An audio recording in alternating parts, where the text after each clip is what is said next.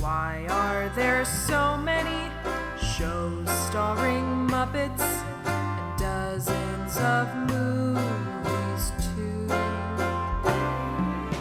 They said they'd watch everyone and they mean it. It's something that they've got to do. So now they've pledged you a lifelong commitment. The Muppets, Matthew and Sam.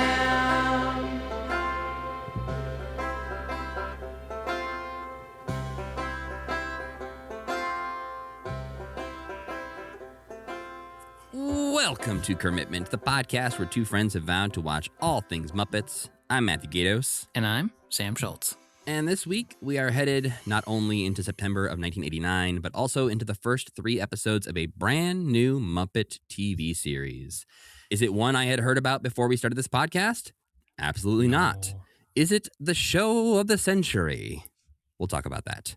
The show I'm talking about, and that we're here to talk about, this week, is The Ghost of Faffner Hall. And today we're going to discuss the first 3 episodes of the 13-episode series called Your Body is an Instrument, Delighting in Sounds, and Sound Becomes Music. And joining us for our episode today is another member of the Tough Pigs roster. By day, he is a school librarian. By night, he is a co-host of the Moving Right Along podcast, which you might remember us talking about with recent guest Ryan Rowe. But he is also a writer at toughpigs.com.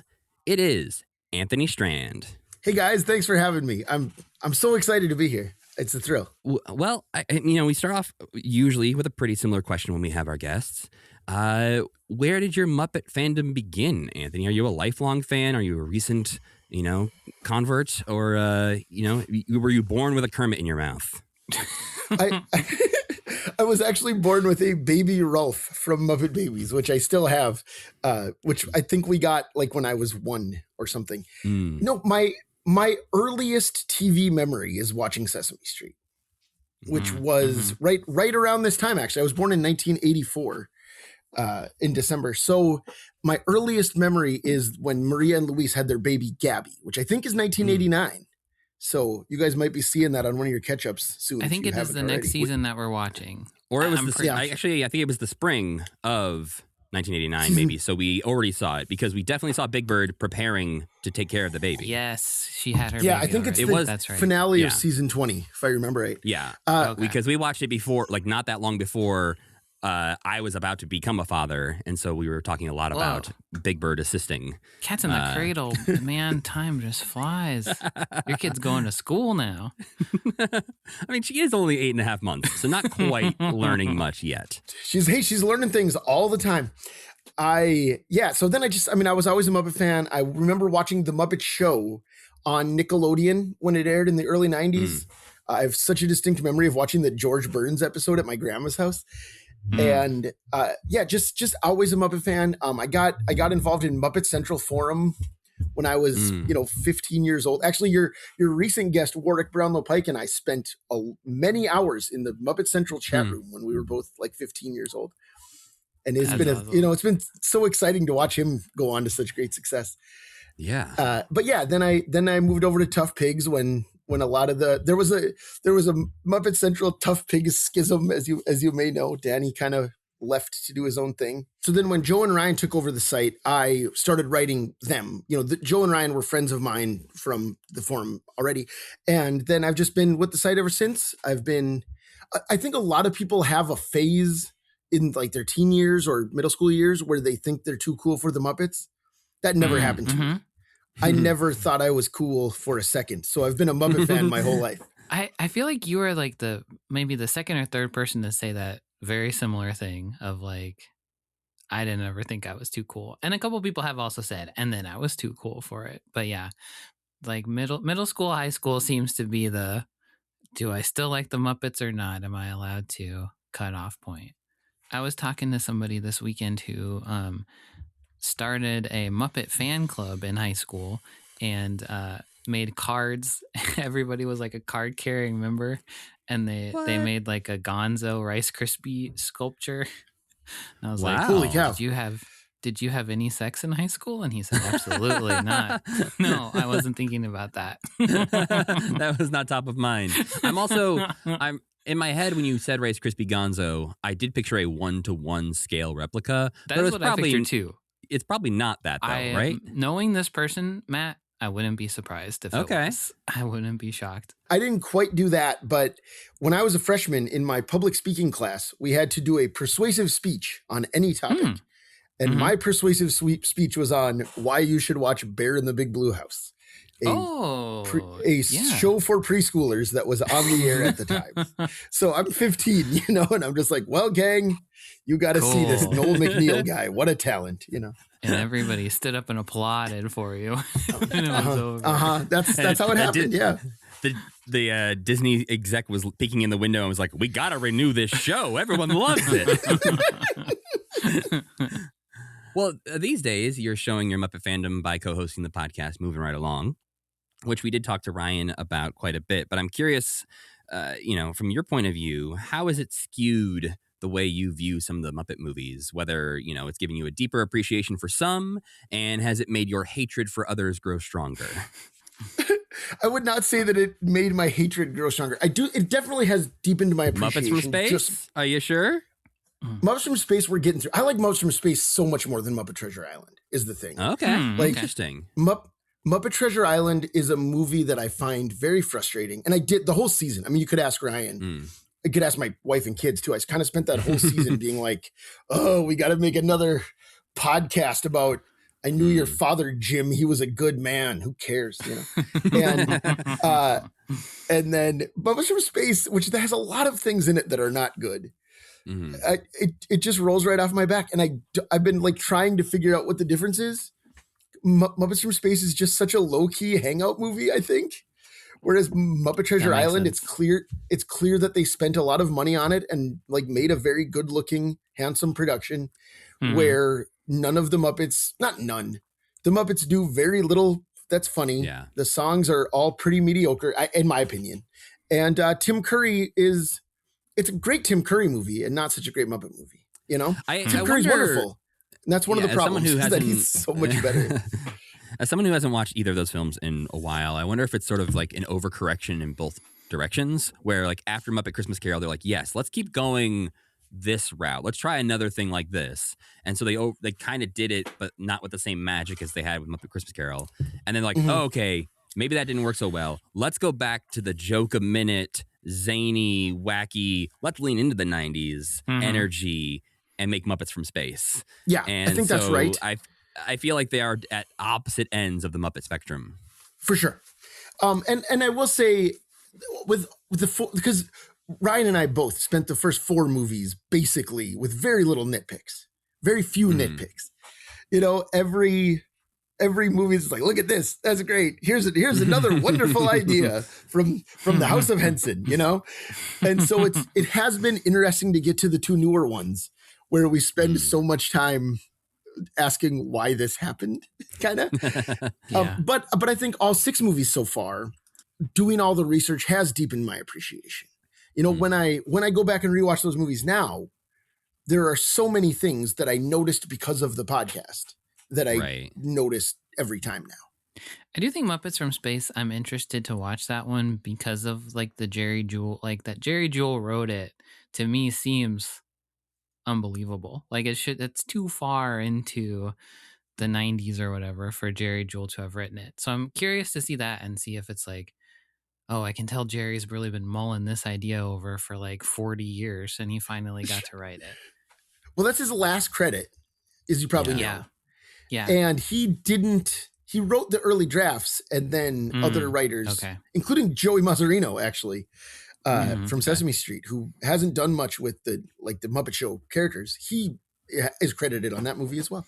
It was Jerry and then other writers, revised it and changed things. So it's not, something like Muppet Christmas Carol. It really is like a pure Jerry Jewell vision. Totally. Muppets from Space that makes sense. Decidedly not.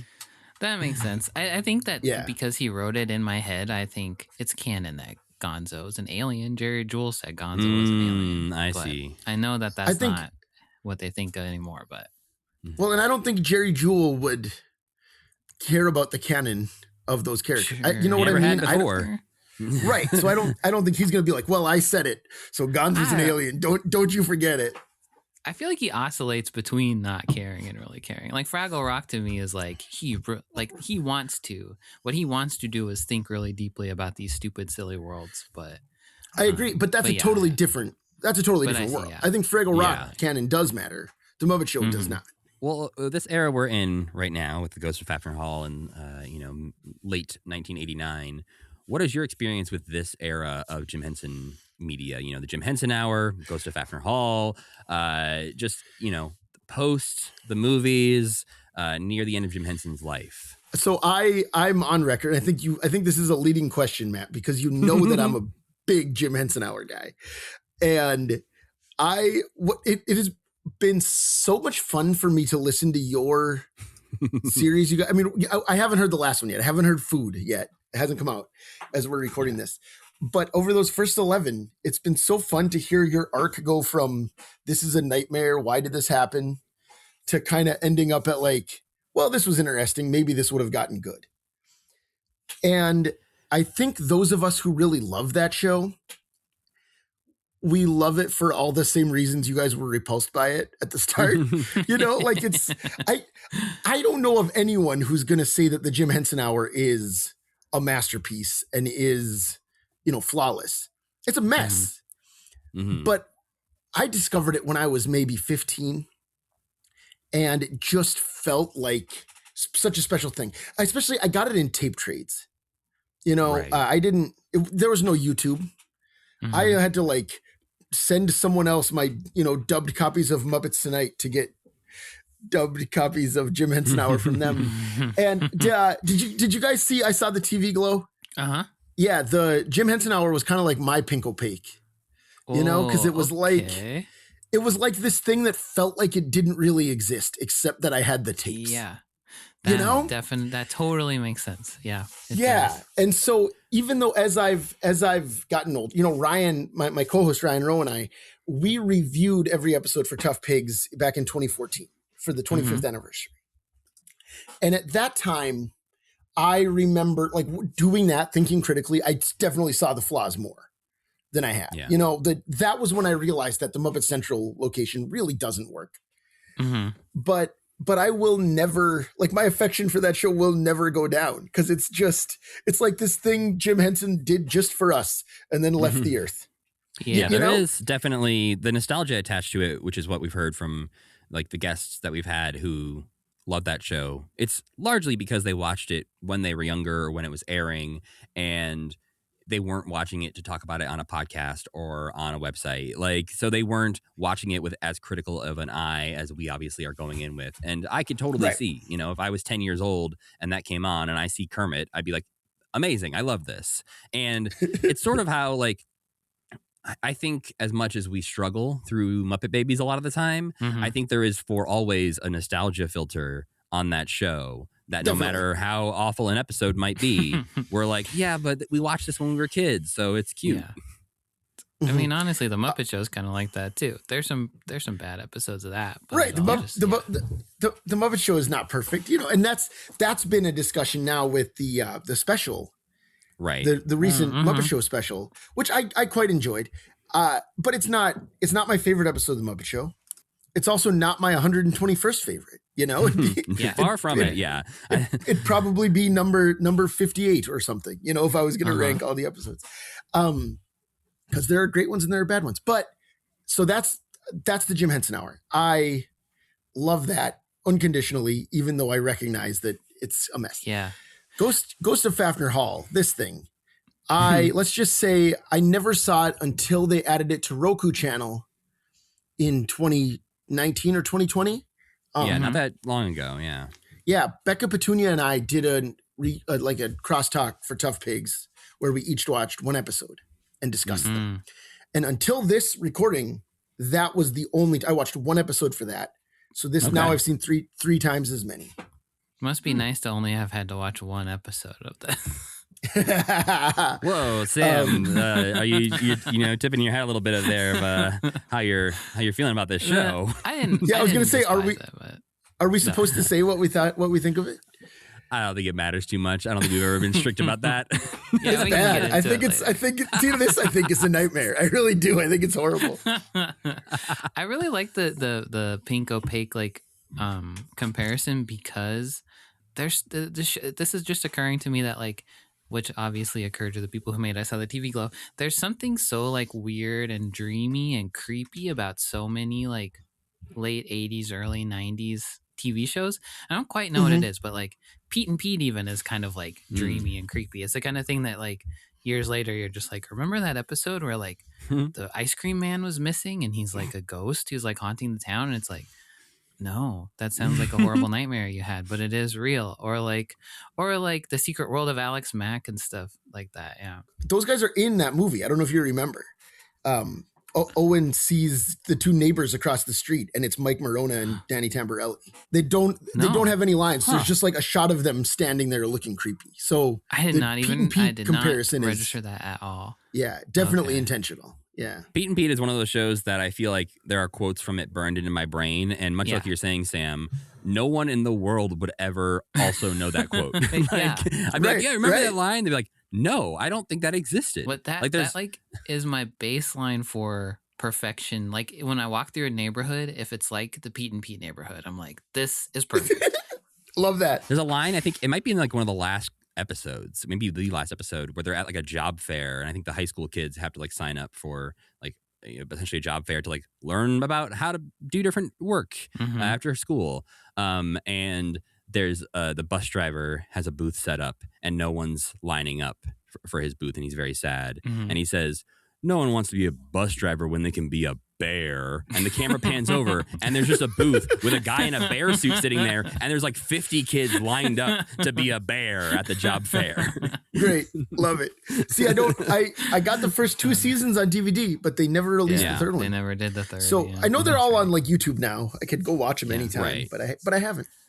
Yeah, but like later on, I could totally see like you and your life being like, remember that show where Kermit's hanging out in a creepy like TV studio surrounded by televisions, and he gets sucked Right, into and one, and Waldo Fozzie is there. talking to yeah, Yeah, Waldo is definitely going to be one of those lost to time memories that we're going to have to like, convince people actually existed. uh-huh. Yeah, especially now with the attraction closed. Yeah. Right? Like yeah. the Muppet Vision was keeping Waldo alive. Yeah, there's very It's little going to be, Waldo in the we're going world. to pull out our copy of Jim Henson The Works and just be like, no, look at this guy. I promise you he was real. Yeah. Well, we've hinted a little bit about our feelings here, or at least these two have, about their feelings on Ghost of Faffner Hall. I don't have great news for anyone who doesn't enjoy Faffner Hall, because the fall of 1989 brings with it a challenge for us here at Commitment. You see, the Muppets actually have 2 TV shows on at the very same time. No. There's this new series, The Ghost of Faffner Hall, which we're here to discuss today. But there's also our old friend, the Muppet Babies. Man, my whole which- life's already a challenge. Why are you doing this to me? I don't want to create a weird, bubble of unreality for you. I want to keep you grounded here. Yeah, So, can't have too much fun. Exactly. So the Ghost of Faffner Hall and Muppet Babies are airing in the same weeks. So what we're going to have to do, there's essentially 2 ways we could do this. We could go through all of Ghost of Faffner Hall, Mhm. and then we could come back and do all of Muppet Babies. Or we could experience it a little bit more like the people who were there watching it in real time in 1989. And so we are going to alternate episodes to get through chronologically. So this time we're discussing the first 3 episodes of Ghost of Faffner Hall. Next time we'll be discussing the first 3 episodes of Muppet Babies season 6. Oh, and that goes for so long. That's that's the sad, unfortunate part. Is we won't finish Ghost of Faffner Hall until May, Mm. which part of that is because there's other things sprinkled in, like Sesame Street season 21, Mhm. but most of that is just Muppet Babies Faffner Hall, Muppet Babies Faffner Hall, Muppet Babies Faffner Hall. So We got a nice little reward at the end of that, though. We got the Witches, we got Ninja Turtles, we got Cartoon All-Stars to the rescue, and we got Muppets at Walt Disney World. So stick And with us, then folks. Come on. Jim Henson died. Oh, yeah. Right. Yeah. There's a very we're in this weird valley right now. and then we are going to climb the mountain into these amazing things and then plummet off the other side. Gosh, okay. It's going to be a tough year, everybody. But listen to every episode and please enjoy. I can't wait to hear you guys talk about Cartoon All-Stars to the Rescue. Ooh, I'm very excited because that looks like a fever dream. A special my children have seen multiple times, and which they exclusively refer to as "Drugs Are Bad News, Michael." And that's because one of the nephews from DuckTales, one of the nephews says, "Drugs, bad news, Michael." In the special. So I guess if there's one thing you do want your kids to take away from that special, it is the lesson that drugs are bad. Yeah, so that's correct. At least that's what they're taking away from that. Huey, Dewey, or Louie will echo through their head when they are offered drugs. Famously not. Sam, a duck's quack does not echo. Oh man, they're screwed then.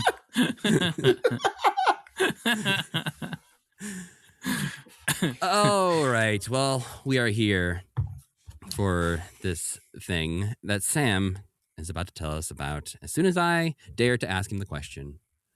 What did we watch this week?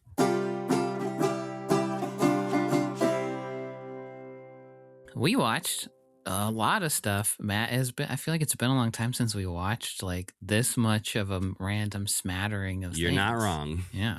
So first we watched a clip from the Heart, the first international very special arts festival, air date September 10th, 1989.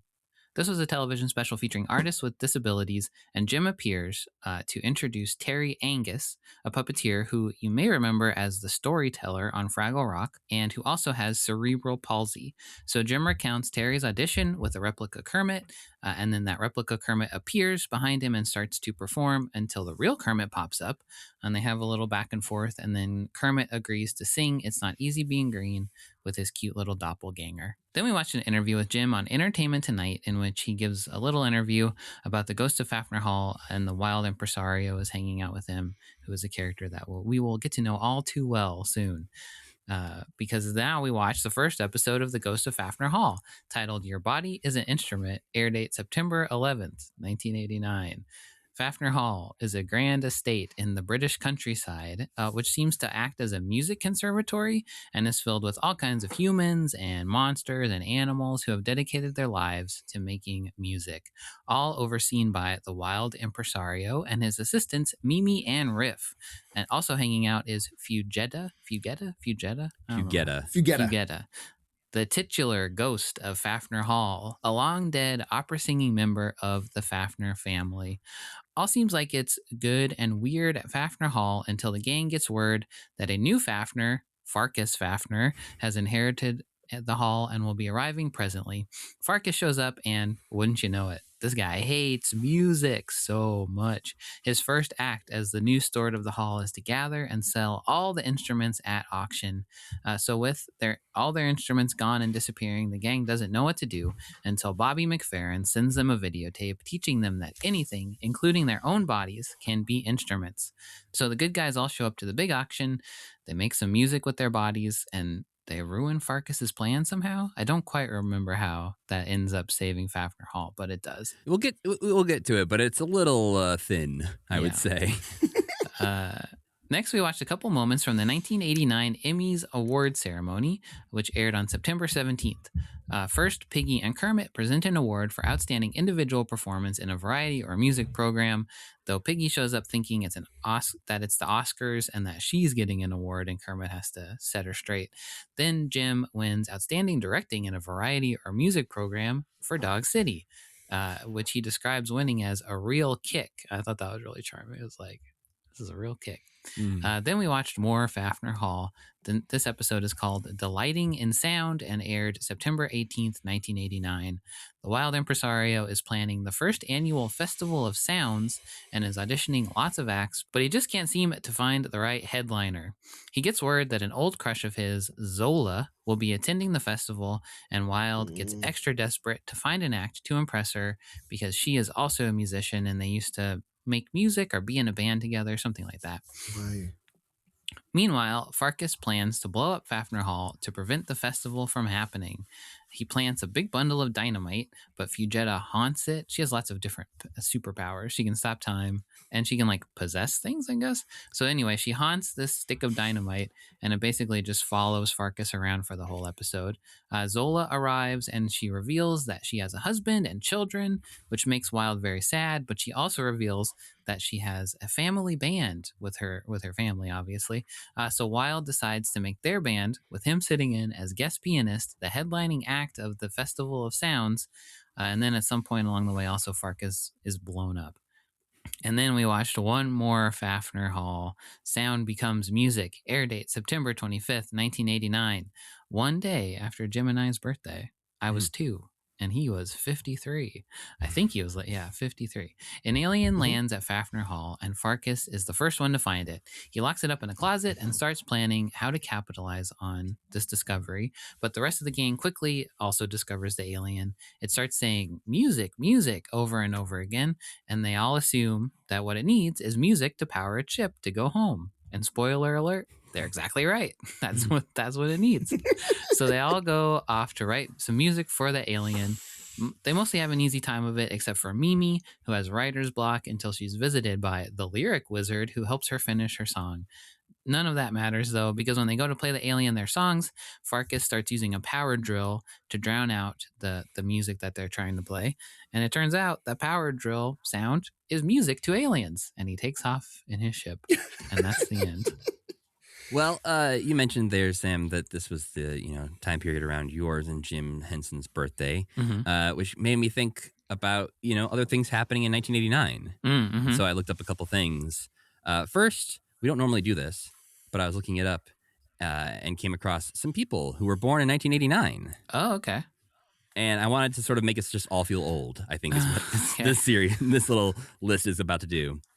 So people who were born in 1989: Elizabeth Olsen, Jake Lloyd, Daniel Radcliffe, Brie Larson, Nicholas Hoult, Quinta Brunson, and Taylor Swift. Wait, what? It's interesting how the ones who were famous as a child, your Daniel Radcliffe, your Jake Lloyd, I'm like, sure, yeah, that makes sense. But the ones, Quinta Brunson or whatever, I'm like, she's a normal age adult. She's not the same age as Daniel Radcliffe. Yeah, I have this problem sometimes with like actors who I know realistically are the same age as me, but were famous as kids or teenagers. And I watched the things they were in as kids or teenagers. But yet somehow now that we're the same age, I have a hard time understanding that we were the same age when I was Even watching then, them yeah. be famous. That does feel really weird. But yeah, the fact that, Jake Lloyd and Taylor Swift are the same age, like, it's weird. because they're so famous at such different eras in time in different ways, just doesn't compute sometimes. I'm surprised I'm older than Brie Larson, actually. That she seems... Sometimes it's upsetting to be like, oh man, these really famous people who have done so much in their career, I am older than them. It's like athletes their whole 20s. especially do that, where I'm like, oh man, you're such babies, and you've got $1 billion. I was going to say LeBron James and I were born on the same day.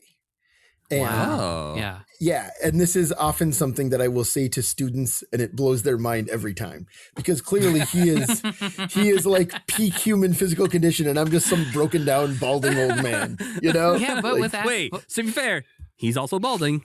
Yeah, that's true. So that's true. That's true. You're very similar, actually. And also with athletes, it's like I'm getting to the age where that's like the upper limit of how old an athlete can be. Yes. And they'll talk about like a baseball player or something and they'll be like, he's an old timer. He's like 35. I'll be like, oh no. Yeah. So, but athletes get talked about like they are like old racehorses, When it's like when they're in Formula their late One, 30s. most race car drivers are, like in their early 20s usually. And there's a couple drivers who are still racing who are like in their early 40s. And every time they talk about them, it's like they're talking about a dinosaur. It's like, can you believe this man can stand and walk around? They have a whole half of their life left. What are they like? That must be so bad for you to hear. Is like, well, you're worthless now. Yeah. Well, and one of the guys hasn't won a race in 13 years. I think old. It's been, and he's still regarded as like one of the best. And it's like, wow, he's been racing longer than half of the other drivers have been alive. Does he do good? He just doesn't He's win? okay. He's fine. Okay. Yeah, he's pretty good. Yeah. But it's just like, they now do this every year. At the start of the season, they'll be like, "Here are the drivers on the grid this year who weren't even alive when he started racing." No, stop. He's racing next to babies in his perception. But the other thing that happened in 1989 was that a little movie called Eric the Viking gets released. This is not a movie I have seen. I will go out there and say that. I've seen it. But this is a film that we have talked about before on the podcast because it's a film that originally Terry Jones thought that Jim Henson might want to help him out with. And so Terry Jones was trying to call Jim Henson and be like, "Hey, can you help me out with this movie?" And Jim was like, "Hey, would you want to help me with Labyrinth?" And Terry's like, "Sure." That happened. And then Jim never had anything to do with Eric the Viking, so I don't know what happened there. Sneaky guy. But yeah, I've never seen it. But when looking It's not into good. it, It's not a good movie. Roger Ebert gave the film 0 out of 4 stars, calling it, quote, "an utterly worthless exercise in waste and wretched excess, uninformed by the slightest spark of humor, wit, or coherence." Damn. Yeah. That's a man who wrote a positive review of the Garfield movie, tearing down your shit, Terry Jones. It's bad. And I say this as like, I was such a Python guy, as a kid. And that's when I watched it, was when I was 17 or something. And even then, even as like a guy who had every episode of Flying Circus memorized, I did not enjoy a second of that movie. And Mickey Rooney's in it, bad. Tim Robbins is dreadful in the lead. It's not good. Yeah, it doesn't look good. I watched the trailer and none of it made me go, well, maybe this is okay. Well, let's talk about the things that weren't Faffner Hall first that we watched this week. We had From the Heart, the first International Very Special Arts Festival. We had Entertainment Tonight, and we had the Emmy Awards. Yeah, first up, the From the Heart. This is not a festival that I knew existed. As far as I know, there are still VSA events. I say that as they literally just announced they're closing the Kennedy Center for 2 years. So who knows what that means now for the VSA? That's where this one, what we watched. That's was where there? the VSA is part of the JFK, like the Kennedy Center for the Performing Arts. So it was one of those where I fully expected to look up a news story and see, funding for the VSA cut or something, and did not see that article, but I can't imagine the Kennedy Center closing for 2 years will be very helpful to them. Sure. So, I mean, you said kind of all there really is to say about this, Sam. I don't know if there's much else to say about it. Other than, Terry, was a puppeteer on Fraggle Rock, The Fantastic Miss Piggy Show, Follow That Bird, The Christmas Toy, Muppet Family Christmas. Like, Terry Angus, was at this time, ubiquitous Muppet performer. He was on everything. And I think I remember really enjoying his work as the storyteller. Is that his name? The character. That's her name. Yeah. Yeah. Who at one point was played by Richard Hunt, and then played by Terry Angus. Yes. Well, so I have cerebral palsy. I don't know if either of you knew that. Did not know that. And pretty mild case. But so when I was a teenager, back during like the Muppet Central days, I actually reached out to Terry Angus via email when I found out that he was a puppeteer with CP, and we corresponded via email for a while. And he's a heck of a nice guy. So that's obviously watching this, that I just remembered those days. He's still around. He has like a public Facebook page you can follow and things like that. But this bit is weird, I think. I thought it was really good. I think it's pretty sweet. I think it is weird and sweet. It's weird and sweet. I agree. The fake Kermit, just like that's the character he's playing, is like a Kermit impression from his youth. I don't know. I think I watched this a couple of times, and like the third time, because I really enjoyed it. And I think Terry Angus is a really good Kermit. I think he does a great Kermit. And then the third time I watched it, I was like, this is like a fan of Kermit's. Like, this is like a little frog who like idolizes Kermit. And that, like, from that perspective, it's not like his little clone or anything. It's just like Kermit is like, this guy found out he kind of looked like me. It's like an Elvis impersonator or something. And then the real Elvis comes up and he's like, hey, let's sing a song together, baby. I don't know. I thought it was fun. I liked that. Sure. Yeah, no, that makes sense. This might be on Terry Angus's YouTube channel now that I think so, because the username is Kerm2 on the YouTube channel that we watch this on, which is what he called. Posted it, yeah. Okay, yeah, that's what I thought. He actually, if you look on the description, he actually talks a bit about Like the description is written from his perspective on the video we watched. Yeah, I saw there was a quote that said that they wanted me to bring my old puppet that I did the audition with. However, that puppet was left down in my mother's basement, and well, how do I say this? It met with an untimely demise. Moisture, fabric, and foam do not mix. So he made a new puppet and pretended it was the old Kermit. Ah, okay. My favorite thing he says is, the problem at that point was my abilities to make one were too good. I had a hard time trying to make it seem like it was a cheap little thing that a kid would throw together. It ended up looking like a light version of Robin the Frog. It does look like Robin with Kermit's eyes, yeah.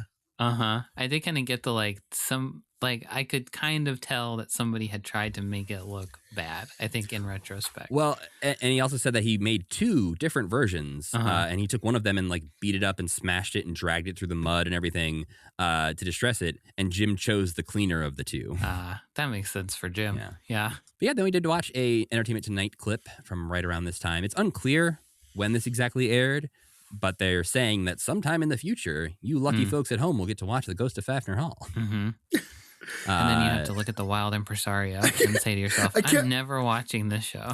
Right. I can't believe they put the Wild Impresario on Entertainment Tonight. And he barely says anything.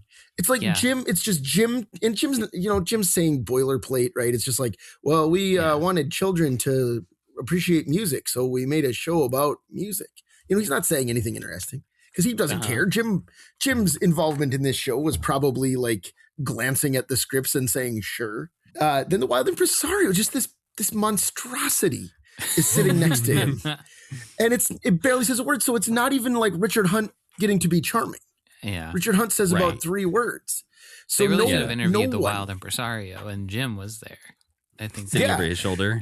Yeah, because like if you hear that it's Richard Hunt, then it's like, okay, this sounds like a Muppet, and maybe that's fun. But when you look at that, no one's going to want to watch that show from looking at that puppet. Yeah, I actually kind of I think of any of the characters, the Wild Impresario was probably my favorite. I think the most obvious thing in retrospect when researching this show was learning that Ron Muick was the designer of the puppets, who we have talked about again a handful of times on this, because Ron Muick is the man who went on to do beautiful yet terrifying and creepy giant sculptures of very realistic human forms. So, you walk into a museum and see like a 20-foot long newborn baby laying there on the floor. Again, beautiful, also unsettling. And seeing his artwork, I'm like, oh yeah, Wild Impresario makes a whole lot of sense. Yeah, he wanted to freak people out a little bit, probably, even if it wasn't conscious. Subconsciously, he was. Yeah. Like this, I feel like he spent like 60 hours sculpting the face of the Wild Impresario and was like, he's beautiful. My finest creation. I wish you were real. Richard, bring this puppet to life for me. I don't know what Ron Muick's voice sounds like, but that's what it is right now in my head. Yes. Let's see. Where is he from? He's probably British, huh? Probably. It was Australian. Oh, I'm not going to attempt that one. It's hot to do an Australian accent right now, I feel like. Nar. No. It's a pirate, maybe a little bit more. That was an Australian guy. pirate. Yeah. And then we watched some clips from the Emmy Awards. Fair warning, if you track down this clip, the audio is terrible. It was making me feel so mad at you, Matt, specifically. I didn't upload this. Why did you make me watch this is all I was thinking. But yeah. It was hard to. Yeah, like it was. I think it's probably fun if you can hear it, but we just couldn't hear it. Yeah. Preceding the segment where Kermit and Piggy come out, there is a compilation of puppet show clips, including Howdy Doody, Kukla, Fran, and Ollie, which was one of maybe the only Kukla, Fran, and Ollie clips I've ever seen where I was like, oh, that show I think was funnier than I ever would have given it credit for. I've seen a few that make me think I would really like that show. Yeah. But we see Lamb Chop and, DC Follies and Fozzie Bear with his name spelled wrong. But Kermit and Piggy come out as presenters, and, like we talked about a little bit earlier, it's mostly Piggy, assuming that it must be the Oscars because they would never invite her to anything lesser than that, and that she must be the one winning award because why would she be invited to just present somebody else an award? Piggy doesn't do TV. I thought this was like an extremely solid maybe one of the better host segments of any award show that I've ever seen. Because Not just Muppets, but anyone. Yeah, because they're really bad sometimes, you know. And Yeah. this one just felt like they were both like really on top of it. Even I've seen the Muppets do bad ones before, but I thought this one was pretty funny. And it was nice to see Yeah. Jim. It's like even increasingly rare to see Jim and Frank with each other. So I don't. that was Yeah. nice. Aside from watching the Evening with Jim and Frank that we watched not that long ago, I don't really remember the last time we saw Piggy and Kermit, especially together, joking with each other. And I thought they were both on the top of their game, especially Frank. Piggy's not in that. Piggy's not in Evening with Jim and Frank. No, that's what I'm saying though. But as far as like either Jim or Frank or Piggy and Kermit together, like okay, that I see. It's been pretty rare for us recently, and so I think like seeing them together, it just felt right. Yeah, and Piggy has some really good lines where she's like, "With this award, we feel your waves of love lapping at our bows," and then after Kermit's like, "You're not getting an award." She's like, "I wasted a perfectly good water metaphor." Yeah, I love that. But yeah, they are actually here to give out the award for outstanding individual performance in a variety or music program, which is a little confusing because all of them, everybody nominated is like 15 people per nomination. Well, so you have Linda Ronstadt, and then you have Dana Carvey, and then you have a bunch of people from Sid and Marty Krofft's DC Follies, which apparently counts as one Linda Ronstadt. That kind of makes sense, actually. Yeah. Especially, it gets more confusing because Frank messes up and reads what Jim just read verbatim. Oh, I was really confused. I thought two separate sets of people were nominated for it. If you listen, Kermit reads off this really long list of names from Sid and Marty Krofft's DC Follies, and then Piggy just, without a pause, starts to read the exact same list of people from the exact same show. Frank was just not paying attention at all. I think that's what happened. Well, if you look at the nominees that year, the nominees are in fact Linda Ronstadt, Dana Carvey, Julie Kavner, and then the remaining two nominees are the cast of Sid and Marty Krofft's DC Follies episode 202 and the cast of Sid and Marty Krofft's DC Follies episode 211. So maybe they just didn't specify the episode when they were saying it, and it just sounded like he repeated him. Okay. Yeah, it which still doesn't. I still don't understand That's it. Weird. But like if you look, like I'm looking at the Wikipedia page right now, and those are the nominees. Okay. Two separate episodes of that show. So Frank didn't mess up. Probably the writers who wrote that for them should have maybe made it a little clearer what was happening. Yeah. But yeah, the winner is Linda Ronstadt, who apparently is not there and has to be accepting her award via whatever that effect is called, the mouth cutout thing. Where it's a still picture and then your mouth is moving behind this little picture. What was that all about? That was so weird. Because then they cut to John Lovitz in the crowd who's like, "Hey, I'm here," and it seemed like it had something to do with it. I was like, was that your mouth? Yeah. But the best part of this is Kermit needs to open the envelope so that he can read the who won, and so he has to bring the envelope under the podium so that Jim can help him open it.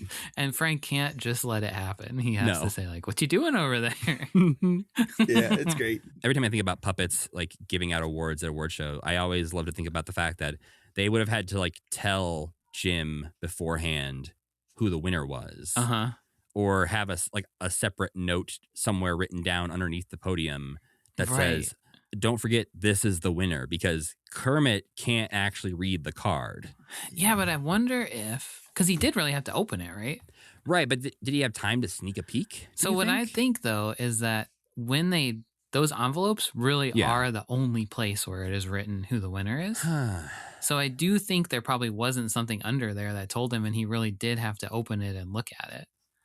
I don't think they'd make an exception in that for him, you know? They always got those two guys with like the briefcase standing back there, and they're like, I just accounting firm counted it up. You know, I'm having a hard time remembering exact examples right now, but I feel like there's been times where a puppet or an animated character or something. Oh yeah, that's true. Like if Yoda's giving out an Oscar, like he's usually pre-recorded. So that's true, but maybe they record every different version of it. And then they push the button at the last minute. I have wondered that before too, because Buzz and Woody presented one once, and I did. I remember thinking at the time, like, how did they know? I wonder if you go back, if there's a moment where, like, when they say it, Buzz's wing covers Woody's face or something, and so his mouth doesn't have to sync up to whatever name he just yelled. Yeah. Or yeah, like maybe like Woody's looking down at something and you can only see because like a character's mouth doesn't really have to match up that good. Yeah, Especially but you a know, puppet. depending on the length of name, Yeah, if you're like, oh, it's Sean Bean that's versus like true. Roberto Benigni, like those are different mouth movements. That's true, Matt. That's a good point. Well, we avoided it long enough, folks. We are here at the entrance to Faffner Hall, mysterious building that, you know what it taught me? I don't really know that I know what a music conservatory is and how they work, because people seem to live here, Yeah, human, animal, and monster alike. They come and go, but some people maybe live there and act like they're related. So I don't really know what this place is. I don't know how the ownership of it works, how ownership transfers, who had it before Farkas. That I was seems wondering unimportant. as I was writing the thing. I was also wondering, like, did the ghost? Was it just Who It's was there before? unclear if like did it take 100 years for them to sort out the will and be like, oh yeah, Could be. somebody else should probably own this place, huh? Yeah, she should have just died, right? Like that would make more sense. But yeah, this show aired from August to November in 1989 in the UK and then slightly later in the US. Uh-huh. I honestly, for a long time, not just looking at the words, thought this show was called The Ghosts of Faffner Hall and thought this was Yeah. about like a house full of ghosts. I was expecting more ghosts also, Matt. I don't know why, but I was. One singular ghost. With godlike powers, too. Yeah, she can do anything. She can speak to and Yeah. stop time. Yeah, there's one particular line in the last episode we watched that I was like, this feels like the writer accidentally left their notes in the script where it says, it's so useful to be able to stop time. She's not wrong. She's not wrong. But is this a Muppet show? Is my first question for Well, you there's fellas. about 10 million recycled Muppets from the Muppet Show in it. Right, yeah, we do see like Boppity and things like that Yeah, in this. yeah. but Those was the fish. Emmys a Muppet show? I mean, the Emmys was a production that featured Muppets. I mean, I think if we take the Muppets to be the name of Jim Henson's puppet troupe, which Yeah. you know, in his lifetime, it certainly is, right? Fraggle Rock, every episode of Fraggle Rock says with Jim Henson's Muppets at the start. Mhm. Yeah. You know, and like now we can say, oh, Fraggle Rock's not Muppets. Jim Henson Company doesn't own Muppets or whatever. Right. In 1989, there's no distinction. Yeah. There Right. any Jim Henson production, the characters are Muppets. You know, that's not Creature Shop. So I guess Yeah. that's the wrinkle, but If you have a penguin like that in your show, it's a Muppet Show. it's a Muppet show. Yeah, Right. I agree. I think, You don't think it is? well, I mean, these guys are creatures. Like they look like creatures to me. They feel Yeah. like creatures to me. I think they might have been even made in the creature shop in the UK. Mhm. So to me, I think this is actually to its benefit a little bit. Is that this felt more to me like watching an episode of something like Eureka's Castle than watching Fraggle Yeah. Rock, where I was not necessarily judging this against the Muppet Show or against Fraggle Oh. Rock. Mhm. I feel like because this show feels so different, I judged it against just TV and not Muppets because Oh, it- that would have been it- helpful. Yeah. yeah, Because I I- judged it it- against Fraggle Rock very strongly. right. And to Mhm. me, I feel like 5 minutes into the first episode, I was like, I don't think this. My brain doesn't comprehend this as Muppets. My brain comprehends this as something like Eureka's Castle or Yeah, something. And I'm like, totally. this is just a random puppet show that came on TV, and I'm just gonna watch it like Yeah. that. Or a busy, Sure. Lazy Town, because they look like the nasty little guys from Lazy Town too. Yeah, these are not the prettiest Muppets. You know, they're a little unsettling to look at, to varying degrees, I would say. They are not the prettiest Muppets, but they are the least pretty Muppets. I think They are- Farkas might be the least pretty Muppet. His hair They are the would Muppets make who me are f- most likely to look like they smell real bad. Yeah, they stink. Is right. Before we get into specifically this episode, I think one of the big notes that overshadows this show for me, Sam, that I'm realizing as I watch this, Uh-huh. I don't love this era in music. Oh, I'm Matt opposite. I was gonna say Okay. the only thing that saves this is that every musical act that pops up, I'm like, hell yeah, that was really good. See, and none of these musicians are like for me. You need Fall Out Boy to show up and be like, don't No, worry, I need Farkas. earlier or later. Like this like specific era Yeah. of very synth heavy. Oh, I love it. To me, it feels too much like everyone just got a new keyboard and is Yeah. still figuring it out. That is what the theme song sounds like. Oh, the theme song's so bad. I want to just like scream every time that theme song comes on, because it's so, for a show about music, you'd think you'd want your theme song to be You think so? good in any way at all, and not the most annoying song you've ever heard. And it starts out promising. There's like these Mhm. great organs, and then a little bit of strings come in. And then it's like, what if we dropped 5 keyboards down the stairs at the same time and just let it go? No It's editing. cacophonous is right. Yes. Cacophony, I think, is the exact word I wrote down. I mean, and we'll get into the second episode. I'm a huge Joni Mitchell fan, so I have a lot of thoughts about her performance here, which I think is great.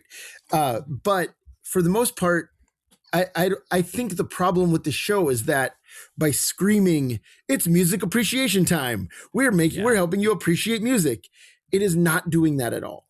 Because you know what helped me appreciate music? Fraggle Rock, Sesame Street, The Muppet Show. Yeah. Just by like having good songs. Well, and it feels like that's the only idea they had for the show. Because like you said, with Entertainment Tonight, that's kind of Jim's only thing he says about the show. And that's kind of, when you read summaries of this show everywhere online, everyone pretty much just says, this show was made to help kids appreciate music. Yeah. And it kind of seems like that's where the idea stopped. Right. It was Because like, every we said episode it, they so it just must be keep true. saying, every episode they say, like, isn't music great? A million times, but they don't say, like, this is what this kind of music is called. This is what this instrument is. This is how you listen to music. They don't ever teach you anything except they just say back and forth to each other, music rules. It's the music of the century. Yeah.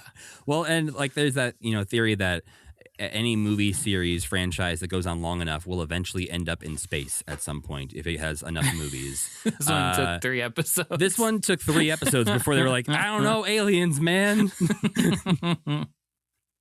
And that could have been a great opportunity, because at the end they do kind of do that, of be like, this alien thinks drill sounds are music. But they could have taught that alien some stuff about Earth music instead of having him locked up in a closet the whole time. Having him locked up in a closet the whole time was such a crazy thing to do.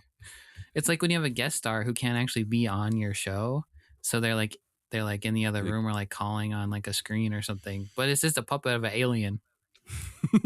Yeah, and they do that with Bobby McFerrin, right? He can't Right. he can't He's be on the literally show, on a so he tape. he mails them a videotape of himself. I feel like this might jeopardize my integrity as a Muppet podcaster, but guys, I think I like the Ghost of Faffner Hall. Oh man, Interesting. I'm fascinated by this. You hate the music and you think the puppets look like they stink. So what is wrong with you? I think this is maybe one of the shows I went into with the lowest bar imaginable. Whereas we just came out of the Jim Henson Hour, which I went into with a very like high expectations of what that would be, and then got burned. And so I think going into this, expecting it to be the worst of the worst, almost unwatchably bad, everything was surprising. And I think the fact that there are moments that are funny and there are characters that I don't hate, I think like I don't know, something about this worked. I think part of it was that realization that it didn't feel like a Muppet Show to me. And so I sort of separated it in my brain and didn't compare it to anything else we've been watching. And it was just, if this show came on Saturday morning and I knew nothing about who it was connected to, Jim Henson, would I just watch this show? And I think I would. I will say that 3rd episode, by far the worst of the 3, I think. And I did not love that whole plot line. And I do think this will get a little tiring as we go on with the Farkas trying to bring down the house. Nothing actually happens. The end. Yeah. I think every episode feels like it was supposed to be 10 minutes longer and they just chopped off an end. But something about the characters themselves and some of the jokes inside of it, it worked for me. I love to hear that. I'm astounded, but I love to hear it. Me too, honestly. I think it's so sluggish. Like that's my biggest problem with it, is that every scene just feels like, here's what this scene is about. We're doing that scene. This scene is continuing now. Like nothing feels alive to me. They just. I know exactly what you mean. Yeah, they never, like when a musician shows up and has their little guest moments, I did kind of like those, because I thought at least they were doing something. And what I was expecting was more of like Sesame Street, but about music. And I thought when people said this sucks, it was going to just be boring. Right. But it's not boring. bad. It's like annoying. It's annoying to me. But you're right that it is like a stock standard Saturday morning, lightly educational cartoon or something that would like a Beekman or something like that. It's like Beekman adjacent. Yeah. Is totally right. But Beekman at least was making a little bit of an effort to teach you something. And that's what was really rubbing me the wrong way. I mean, after they kicked him out of InnerTube, he had to do something. To go become a scientist. He got his PhD. Went back to school, yeah. That's right. That's right. Yeah. Yeah, I think for me, what worked was a lot of those random moments, whether it's the musicians dropping in. Mm-hmm. I think as much as it's a little sluggish at points, yes, it jumps from scene to scene. But there's something about this house that is weird and mysterious, and you don't know what's happening in the other 1,000 rooms you can't see. And monsters keep walking out, and animals. They open this door, there's a tiger playing a tuba, and that's just, of course, there's a tiger playing a tuba. That's what happens in that room. Nobody ever said, "Why is that monster here?" They were just like, "That's our friend, the monster." Yeah, I like that. And so I love that this feels like, for better or worse at times, a very established world to them that has a lot of things going on that we sort of have to catch up to. Like the fact of, they don't need to over-explain how Farkas got the house or who the previous owner was or whatever. Mm-hmm. They just say it, and we're like, yeah, okay, that's one of the many thousand things that are happening in your day. Yeah. But you two didn't enjoy this show. I just thought it was annoying. I was annoyed by everybody. Yeah, I mean, because obviously I love Richard Hunt. I love Louise Gold. Mm-hmm. I love Karen Prell. You know, and I think they're all doing, the best they can. I think Wild Impresario is more charming than he should be because of Richard. Like I kind of alluded to during the Entertainment Tonight thing. And Fugetta that's a fine performance. Karen Prell, Mimi, I feel like she had two choices. And one was to just sound like Red Fraggle. Mm-hmm. And the other was to do the worst Southern accent I've ever heard. Exactly. And she couldn't pick which one she was doing. She chose poorly. I think Mimi's voice is so grating. And I love Karen. Like there's no reason she has to be off-putting. Every now and then she would drop the Southern accent a little bit and start sounding like Red, and I'd be like, okay, I'm getting into this now. And then the bad Southern accent would when you're return. handed a puppet that looks like, hey, what if the worm from Labyrinth got turned into a person? It does look like the worm. 100%. What accent are you going to give that puppet? You got to try something. Got to be like, hey, Wild Impresario, we're going down to this room to do a thing or whatever. That's a better Southern accent, frankly. I think they're trying to I think it's not a great Southern accent, but I think what they're trying to do with that Southern accent is to show that this conservatory is a place where people from all over she are is an American together. person. Yes. Yeah. I get that totally. But it does start off this episode with the horrible organ-heavy theme song that sounds like a cacophony of keyboards falling down a staircase. Mm-hmm. Before we meet Fugetta, the founder of Faffner Hall, who's been a ghost for over 100 years. She's returning from lunch with Fuccini and Rossini. The first confusing note I had was she says she needs to take a nap because she had too much heavy fettuccine. Ghosts don't need naps. Well, she's a ghost, and being a ghost in this world means absolutely nothing because you can be corporeal or incorporeal. You can interact with your environment. She just has superpowers, basically. I love that she, after 100 years, though, sometimes still forgets to not be invisible. Yeah. She's like, shit. Oh, they saw me again. Like, how many times has it happened to you at this point? I did like that they kind of had to do that so that she could be a puppet on set and not always just be like superimposed. Well, yeah, I was curious about, I couldn't find, surprisingly, there's not a ton of behind the scenes information on the Ghost of Faffner Hall. But I was curious if they were doing a Gorg type film situation where they are filming both parts simultaneously, but Louise Gold has a puppet over on a blue screen, 90 degrees away, and they're imposing it in real time. So on the monitors, everyone is seeing where Fugetta is, because some of the interactions and timing of stuff seems too good to have just been superimposed later on. So I think my guess is that they're like superimposing this in real time. My argument against that is that sometimes she's tiny for no reason, and I feel like they had to be like... I do, much in the way of Muppets, I think they shift their methods from scene to scene or for effects sometimes. But I think a lot of the times when she's just hanging out in the room, I imagine Louise Gold wearing a blue Yeah, suit that in front makes of a sense. blue screen. They've put Fugetta in there and then turned the opacity down to 50%. Yeah, that makes sense. But yeah, I could picture like a sweaty producer being like, the eye line's all wrong in this scene. I guess we just make it so that she can get tiny sometimes. Yeah, shrink her and move her to where they need to look. Yeah. So she's awoken by the sound of the belly bashers and the thing that claps. I really like the thing that claps. The thing that claps fucking rules. I love Just this guy. a furry little guy with hands, and that's it. Yeah. Yeah, I like that. I like him. I don't like the belly bashers. I think they're kind of off. I like the idea. I think the design is gross. A big shaved belly on a otherwise furry Muppet makes you think too much about what the other ones would look like shaved. I think it's hilarious that like they're the first characters you kind of meet in this world, and yet it takes Bobby McFerrin to say your body can be an instrument. Yeah, what? And they're like, excuse me. That's what I'm talking about with the sluggishness, though. Is like, yeah, the episode plays it like that's a reveal, and that's kind of all we've been talking about for the last 20 minutes. yeah. You know, When really it would have been fun, like if Bobby McFerrin could have been there, and he's like, "Here's my friends, the belly bashers. I'll leave them yeah, with you." 100%. Yeah. Well, no, instead of that, they're hanging out with their friend, the wild impresario. And how would you describe the look of this man? Because I would say clown without his makeup. Oh, I think that's I mean, he almost looks like a Krusty the Clown, even specifically, or something like that. Like, yeah, kind of just like the platonic idea of a crazy composer, I would say. I have less problems with him than with the other puppet designs, for sure. We get Riff as well, who looks like Ducky from Pretty in Pink was turned into a Muppet. Yeah, cool new wave kid. Yeah. And then we meet Farkas, who's the new owner of Faffner Hall, who looks immediately evil. You know that this guy has a mustache he's twirling. He looks like the bowler hat guy from Meet the Robinsons, almost identically. Oh yeah, he does. Yeah, I don't want to look at his hair anymore, but I know that I have to. A Muppet with a comb over is very it's effective. really gross. Yeah, it's gross. Farkas, I wrote down, is Farkas the only evil?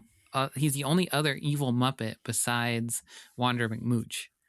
Oh, He is the most right. evil Muppet that there's ever been in the history of the Muppets, I think. Interesting. yeah. I mean, they're both quite evil. I think Farkas literally wants to blow up a hall of I guess with living people creatures in it too. He just wants to kill all these famous people. musicians.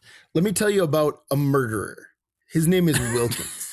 And if you don't drink the same coffee as Okay. him, he will kill but- you stone cold dead. He knows Wilkins is going to get better. He knows. That's it. true. That's true. He's just doing his job. Until one day he won't, and then Wilkins will actually feel bad. Yeah, that's true. He said No. he shoots him, lights him on fire, drops an anvil on him, and he's Yeah. like, "All right, Will, get on up." And he doesn't move. He's like, "Oh, Or- hey, buddy, you good? Yeah. You okay? Oh, what have I done?" Or one time Wilkins comes back different. You know? Oh no! Oh no! back for Zombie blood. Wilkins. He like limps and he's like, coffee. He's still on fire, but fine somehow. Yeah. Great. One of the moments in this that I think convinces me that they did this in real-time compositing, because if they didn't, there is no reason for them to do the silly thing they do in this moment. The first time we see Fugetta stop time, you can tell that the puppeteers in the background are just holding their puppets still. They didn't pause the footage behind her. Oh, interesting. You can see a slight wiggle to like Riff and the other puppets as like the puppeteers were just told and freeze. So But she's superimposed, but she's like green screened in. yeah, she's like flying around and stuff in front of them. And That's so good evidence, Matt. if there was a thing that later on they were adding her into footage, they would have just paused that and not needed to have them freeze. Huh. I think you're right. I think you must be right. That's all I need to hear. Yeah. That's why I'm here today. I was thinking as I said that, the sweetest words that Matt could Sweetest hear. words. Yeah. By the end of this episode, you guys are going to be saying you love the Ghost of Faffner Matt, Hall. it's a great show. I'm looking back and there were some parts that made me laugh, like when Farkas first shows up and the wild It's working. impresario. The wild impresario is like, as you can see, the hall is haunted. I laughed at that part. I thought that was funny. I wish the Wild Impresario had a name. Like, I hate that his name is just Wild Impresario and they call him love that. Wild, I like it's his first name. Okay. And Yeah. that they make a whole episode going into his backstory, and they're still just like, this guy's name's Wild Impresario. Right? Yeah. What would his name be if you could pick his name? Oh, be like, Wolfgang or something. It would be like I thought yeah. Jeff. That was the first one that came to No, mind. that's not a composer name, you fool. Well, that's why he goes by the Wild Impresario, because he knows Jeff isn't a good Oh, composer yes, name. that makes sense. Yeah. Like, I can't say music by Jeff. Right. My friend's name is Zola. My name can't be Jeff. Yeah. The first he met Zola, he's like, "Oh, hello." She's like, I'm Zola. He's like, "I'm the Wild Impresario." As Farkas gets the tour of the new hall that he apparently owns, they run into Mr. Gary Carr, who is a famous double bass player. One thing, I think, to me, this show doesn't really teach who these people are in a great way. Yeah. But I feel like what it's trying to do is similar to Jim Henson's World of Puppetry in a way, where it's exposing you to these people to be, to try and gain appreciation, to listen to a violin player or a bass player or something like that and go like, oh, actually, I never would have thought to listen to a double bass player, but this is pretty good. The problem is Google didn't exist back then, and no one could look up who Gary Carr was or find out more information about him. Like they need to put his name up on screen or something, because I can't trust that I'm going to understand what the Wild Impresario is shouting about. But there's beautiful moments, I think, of music in this where you're watching it and you're like, this is enjoyable to listen to. I don't know how a 5-year-old would react, but I'm liking it. Yeah, and the Gary Carr part was one of those parts where he's explaining what it feels like to make music and like how to draw on your creativity. Yeah. Well, and he starts to introduce a different version of this, your body being the instrument, where we saw the belly bashers are clearly using their stomach like a drum. He's talking about the different parts of himself that go into playing the double bass and says, it's the whole of my body talking to you. I play me. I like the idea. I just feel like it's so didactic. It's just, it feels like a lecture that children don't want to hear. I don't know. I'm thinking like I could easily see a kid getting up and walking away from the TV during the musical moments. I think if I had seen this when I was a kid, it would have like meant a lot to me. So I don't know. Maybe like little weird art kids would be like, oh. Yeah, it depends on the kid. Yeah, I like that when they meet Gary Carr, Farkas walks in and Gary Carr says, "Hi, Farkas." That's like this movie, Music Conservatory is very interesting. Yeah, because they all seem to be in the know about what's going on throughout the conservatory. They've all heard the rumblings. Oh, the new owner must be here. But it turns out this new owner does want to auction off all the instruments that belong to these people. He's like, I'm going to sell your trumpet guy. Fuck you. Yeah, it's very confusing because like they seem to live there at least temporarily. All these musicians. Yeah, he does make it seem like he must own the instruments, which I think some music conservatories are like that, for, especially for, kids whose families maybe can't afford instruments, they provide them. But I doubt, a famous Swedish trumpeter needs to borrow a trumpet. Right. Yeah. He's just stealing this guy's trumpet. Yeah. Well, they fail to impress Farkas throughout this. The Belly Bashers eventually give the impresario a tape to watch. As a part of this journey through different musical learnings, the Belly Bashers give the impresario a tape to watch. But Mimi, this whole time, has been cooking for their new boss. Still not really understanding on my end how conservatories worked, that apparently he's the boss and can make them cook for him. So they watch the tape. It's Bobby McFerrin saying, "Hey, I'm here to entertain you with my orchestra, which is in my suitcase." Yeah. And surprise, he opens the suitcase and it's empty. It's almost like a stand-up routine, but there's nobody there to laugh. But I think he makes the most of it. I liked this part. He's also dressed so cool. You do think Bobby McFerrin's cool now, Sam? Because in the Jim Henson Hour, I'm back on the Bobby McFerrin train. I thought he was cool. Awesome. I think he's a little corny. I think he's corny, but I think he knows he's doing something that's corny. I agree. Like, I enjoy him. I picture myself in this situation being like the coolest person in the world and also like hanging out with my friends and they're like, "That's our friend who plays his tummy." Well, but he looks so cool. It must be cool that he's playing his tummy. I do enjoy that this show stays on theme, at least better than the Jim Henson Hour did. That's true. But this does at a certain point start to devolve into Bobby McFerrin making clown horn noises. Yeah, I mean that was it's not too much. Good. Oh, everything is too long. Everything about this show. Every single segment is twice as long as it needs to. Well, and that's what I'm saying is like, I think they did that when every segment was too long.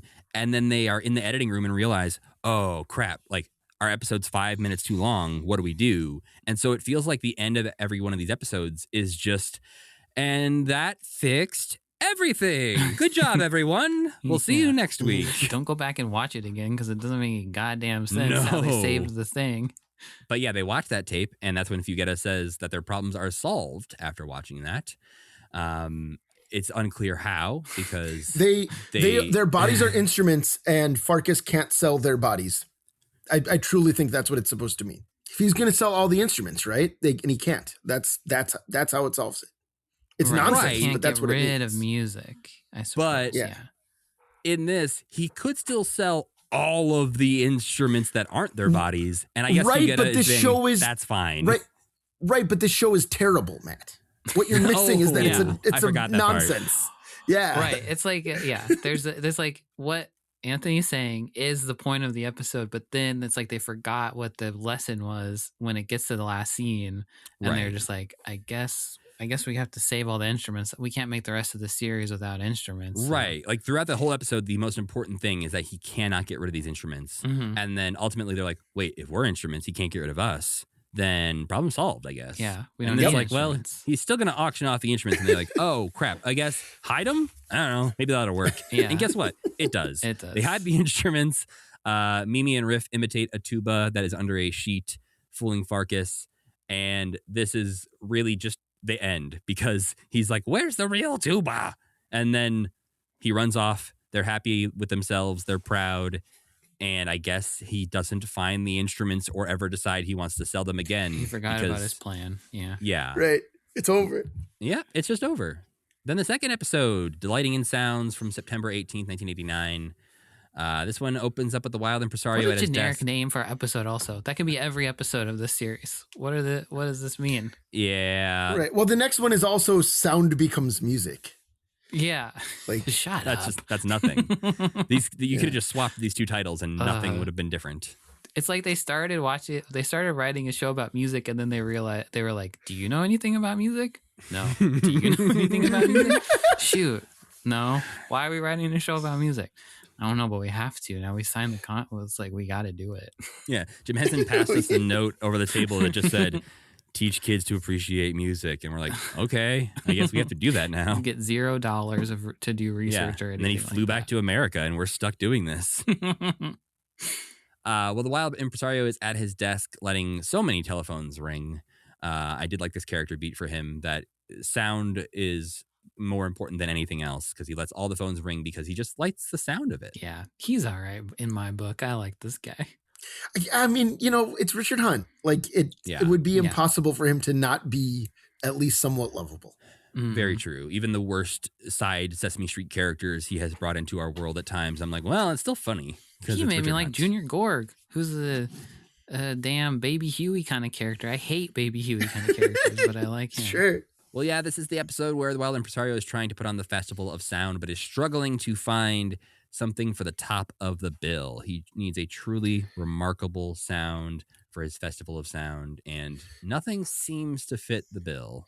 This is basically the same story as the Minstrels from Fraggle Rock, right? Red needs to find her. Anyone that maybe it's been 4 years. People have forgotten that, Anthony. But you can do back in the day, you could just do things like over and over, and no one had Google to find out. Right. But I don't know. It's not as good. The sounds they make are not as good as the medley from that episode. They're not. It's like maybe fish gargling can headline my concert. I don't know. Yeah, the Gurgles enter the office. They are here to audition. They gargle part-time, and the rest of the time, they're dentists, and they're a few fish. Something about this, I was like, I don't know. I was into this in a way of the random acts that would show up on The Muppet Show, being like, I'm here. These fish literally were one of the random acts on The Muppet Show, I'm pretty sure, right? These fish puppets? Yeah, these are the Gills brothers, yeah. That's right, yeah. Who at the time were not dentists, but also went back to school and became dentists. So there is like this interesting thing with this show too, where puppets walk in, and because we've watched all of it, it's like, oh yeah, they used this guy 15 years ago in this thing. So that's kind of, I mean, it's just kind of weird that it's on the one hand, it's like they didn't have any money for this except to build the sets, and then they had to use a bunch of recycled puppets. But then on the other hand, it's kind of like, that's kind of cool. This is kind of like a greatest hits of certain puppets. Yeah, but it's a lot of very interesting side puppets like Cusbanians or Freckles. Or even that tiger that's playing the tuba is also. But imagine a world in which Kermit the Frog walks up to the wild impresario. And those two have to have a conversation. Yeah. I think Kermit would not. He would clock that guy immediately as somebody he didn't want to talk to. You see Kermit walk in and be like, nope. No. Scooter, take care of that for me. Put his little flipper over his eyes. Yeah. No. Kermit would not want to talk to the wild impresario, I don't believe. No way. Well, Farkas is listening in as the wild impresario wants to put together this festival of sound, and because the wild impresario uses the words new, sensational, and explosive, Farkas gets the idea of, I'll make this first festival of sound the last festival of sound. By killing everyone in the hall and destroying this house that I inherited. There's like, I was waiting that maybe there would be a moment where he would say like, I need to get everyone outside so I can destroy the building. He doesn't care. He wants all the potentially thousands of people who live in this place to die. Mimi has a tape that she thinks might be the sound for the top of the bill of the festival. It's a tape called The Elements, which she plays, and a storm kicks up, nearly blowing her and Riff out of the house. Before a Cusbanian enters the room, surprisingly. It's one of the Fazoobs from the Muppet Show that I would have assumed was long dead and rotting in a cabinet somewhere. But he's here, and they're like, hey, actually, you might be the top sound. Come with us. But then, Farkas has a bunch of dynamite. He plans to blow up Faffner Hall and blame it on the residents to collect the insurance money. Mm-hmm. So that's why. There's your answer. Yeah, it's just not enough for him to get rid of Faffner Hall. He needs to still profit in some way.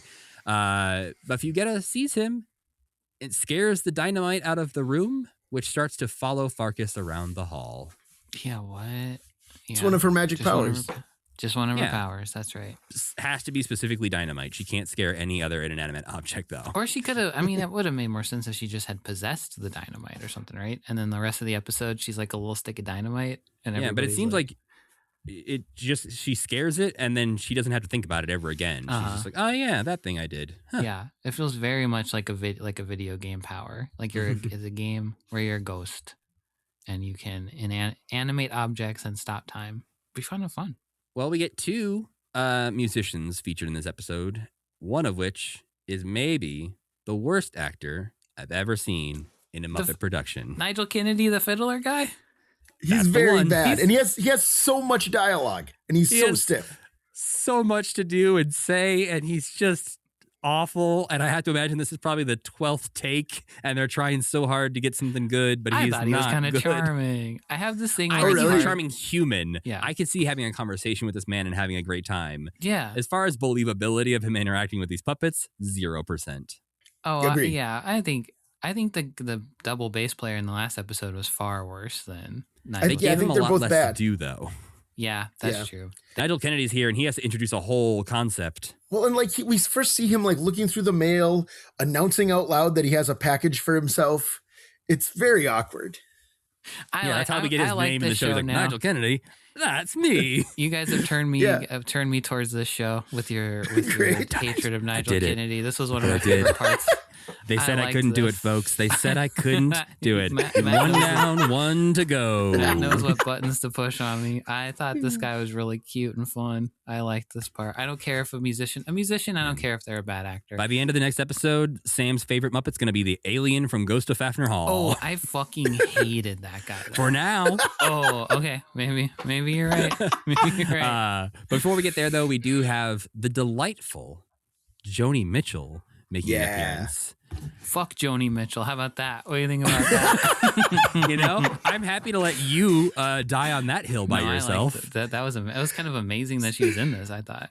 Yeah. Well, so I'm a huge Joni fan. I mean, I love her a lot. And Night Ride Home, this is the title track from her album that didn't come out until 91. So I don't know how long this was in the hopper, but to me that's like one of the most relaxing albums. That whole album is just like if I want to just like stop being stressed, I will put on that record. Okay. And it's kind of like a comeback for her. Her 80s were, let's say, not her best era. And so the fact that she does this song on Ghost of Faffner Hall, and that's her own, like, because I wish she'd been on the Muppet Show. She would have been great. You can imagine her, she could do Coyote, and there's a coyote there or whatever. Didn't happen. Yeah, that's all you got. Yeah, that's it. Yeah. But the fact that she's doing, to me, I don't know how you guys feel about this song. I love it. I think it's a truly wonderful song. Mhm. And this video is like a remake of the actual video. The music That's video so for wild Night when Ride Home I is found that out. Oh, what? yeah, the it's hell? like her and a It's almost guy driving identical. around in a car. Yeah, it's like it's not shot for shot, like the framings are different, but it's like it's just her and a guy like in a convertible. And here it's That's that, but it's her and the so wild weird. impresario in a That's convertible. so weird. And it's, you want to talk about, I love this show now. This is my favorite moment in this these 3 episodes. It was really It's good. And the setup is fun too, where he's like, "Oh, an old flame of mine, but also I loved somebody else first, Joni Mitchell." But I always think when I see this kind of stuff, when they're like, "Hey, you want to come do a Muppet thing?" and Joni Mitchell's like, "Yeah, I'm gonna get this thing with Fozzie Bear," and then she shows up and she's like, "Huh, what is this guy?" right. So yeah, But no, I this love is this. I unabashedly, this show is worth it for this moment, if nothing else. Yeah, this one is just amazing. Again, that they remade the music video, but also when looking this up, Joni Mitchell has a spot for this video on her website, like in her video library of like things to recommend. There's like a whole write up about like what it was and why it exists, and I just love that. Like Joni Mitchell might still have thoughts on Ghost of Faffner Hall if you asked her Yeah. about it. Best day of her life. But this, I love this so much, not only for the, the song is what it is, but it's also just like this moment of lore drop for the Mhm. wild impresario having dated Joni Mitchell. And Right. no one thinking that's weird in this show. No one's like, you dated Joni Mitchell? Pfft, I'll believe it when I see it. Like, everyone's just like, of course. That makes total sense. He's the wild impresario. Are you kidding me? Yeah. Chicks love this guy. Yeah, because he also was in love with Zola, who he's so nervous about her showing up. And when she finally does, brings her whole dang family, her Really husband, sad. who also was an old band member of theirs, and their kid. Well, I like that when he talks about the gang, he was the old gang. It was Joe, Ray, me, Foz, and Zola, which is a That is cute pretty joke. good. I think that's pretty good. And Foz after Foz Fazakis, I assume. I don't know if that's true, but because it's But not also Foz, just the it's idea that- Foz.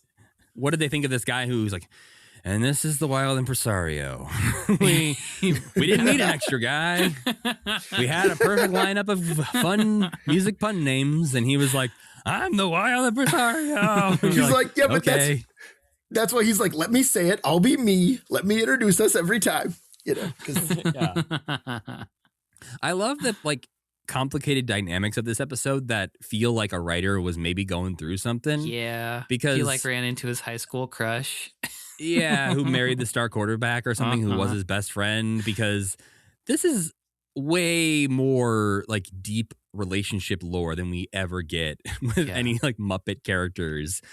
And there's so many layers to it that ultimately don't matter very much. No bearing on But- anything. That he's so sad about something that is genuinely Yeah. pretty tragic. There's also a moment in this that I am very curious about because there's a band that comes into audition that is called Trash, which is 2 guys playing on a bunch of garbage and making music out of it. Now, this is technically pre-Stomp officially, but Oh. it's not pre the creators of Stomp doing similar things in London, I believe. Matt, are you So, proposing? that This is where they got the perhaps where they idea. got the idea?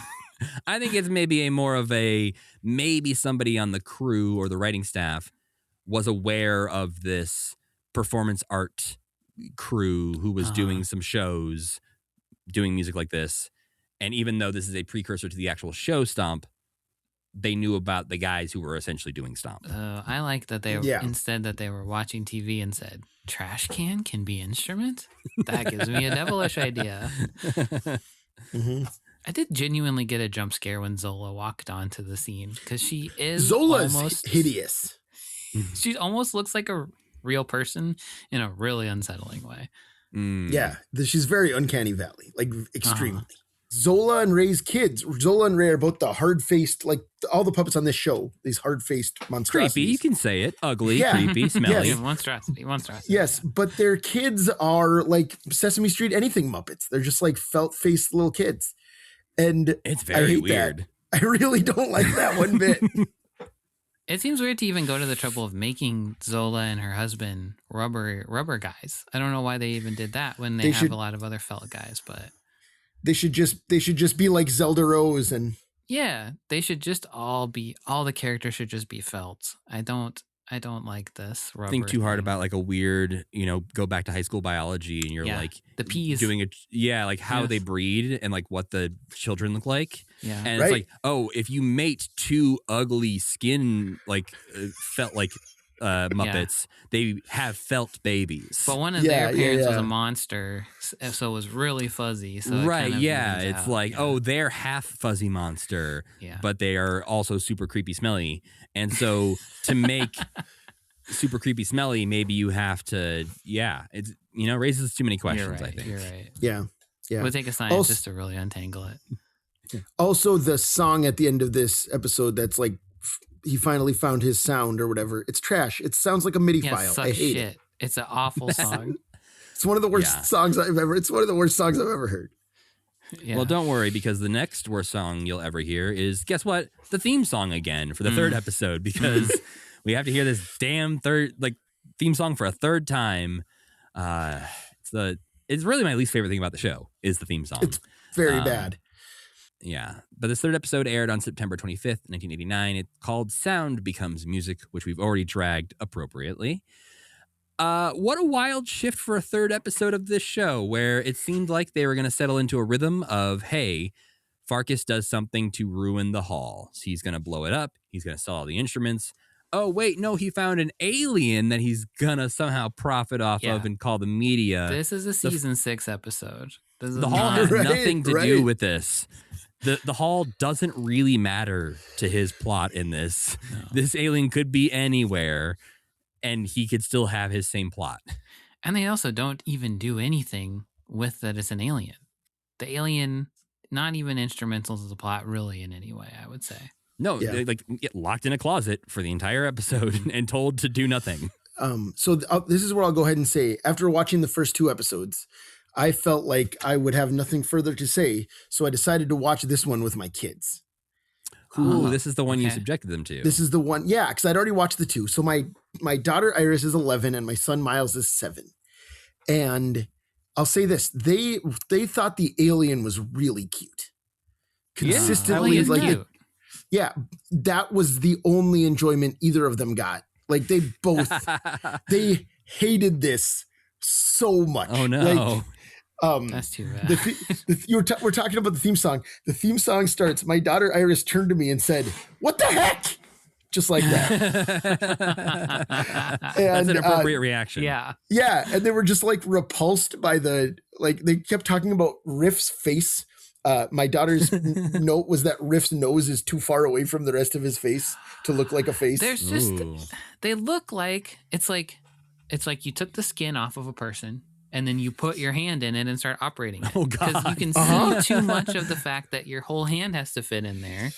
So everybody just has like duck faces and like they look like horse skulls or something. It's creepy. Right. Riff's face was creepy. I agree with that.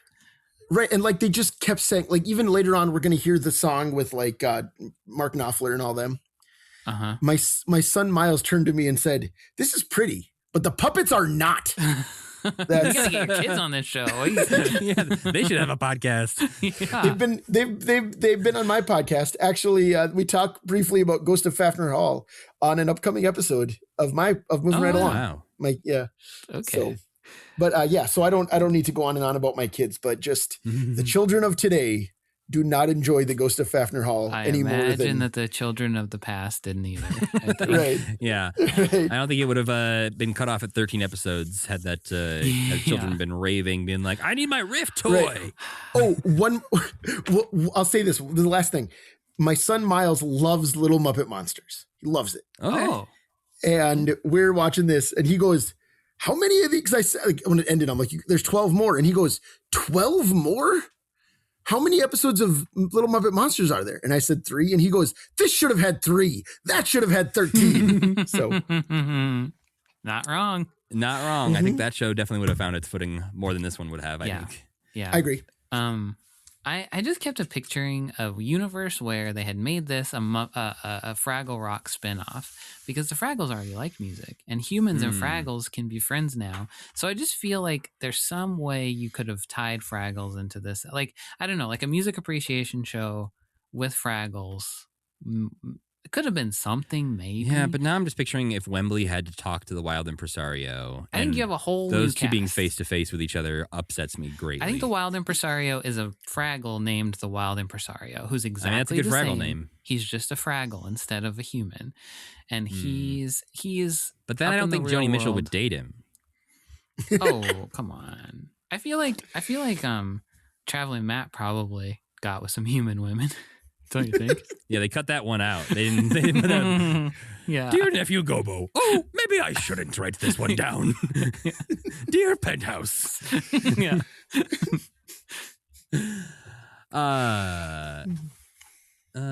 Yeah, this episode is mostly just alien locked in closet, ghost, Fugetta, and other puppets going in to confirm, yes, there's an alien here. And then yes, they this go and alien they wants music. Talk about composing music, but none of them talk about how you compose music. None of them play the music that they're composing, except for Fugetta's super annoying song.